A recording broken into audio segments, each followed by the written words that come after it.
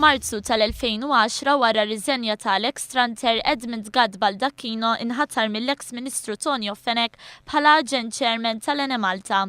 Baldacchino jgħid li malli jingħata din il-kariga immedjatament induna li kien hemm bżonn ta' iktar trasparenza fil-mod ta' kif kien jinxtara ż-żejt.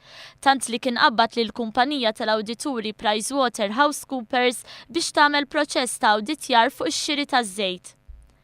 Is-CEO u Antoine Gallia mill-ewwel qablu miegħi wkoll that it is, I think, ripe to review the whole process. Mitlub jgħid x'inhi l-opinjoni tiegħu dwar l-email li l-ex Ministru Austin Gadd bat lil Alex Tranter biex jagħtih direzzjoni dwar bliema prezz għandu jsir il-hedging, Baldacchino sostna li din ma kienx deċiżjoni tajba. Fil-fema tiegħek deċiżjoni tajba kienet din? In hindsight kulħadd jista' għandu. U in hindsight xi tgħid? Jiena ngħid li forsi ma kienx right decision. Apparti li l-Alex Tranter Austin Gadd bat id-direzzjoni dwar il-prezz li biħandu jsir il-hedging taż-żejt lill-ex kap eżekuttiv tal-Enemalta Karl Camilleri, lis-segretarju privat tiegħu Manuel Delija u lill-ex Ministru Tonio Fenek.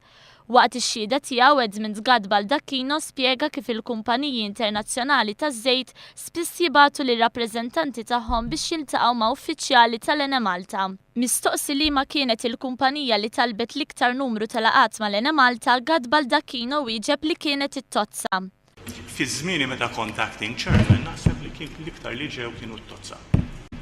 Il-kumpanija Tozza rebħet 9 minn 11 il-kuntratt f'temp ta' sentejn anke meta ma kienitx l-irħas. It-Tozza hija rappreżentata minn George Farrugia li fi frar li għadda ingħata maħfra presidenzjali biex jikxef dak li jaf dwar l-iskandlu taż-żejt. Ir-rapport tal-Awditur Ġenerali jgħid li x-xiri ta' mijiet ta' miljuni ta' euro f'żejt kien isir mingħajr ebda policy li tirregola l-proċess.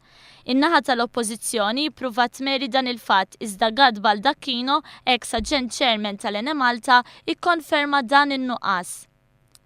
Intant il-Kumitat tal-Kontijiet Pubbliċi aġġorna għal ħamis filgħodu fejn mistenni jibda jixhed l-Inġinier Karl Camilleri.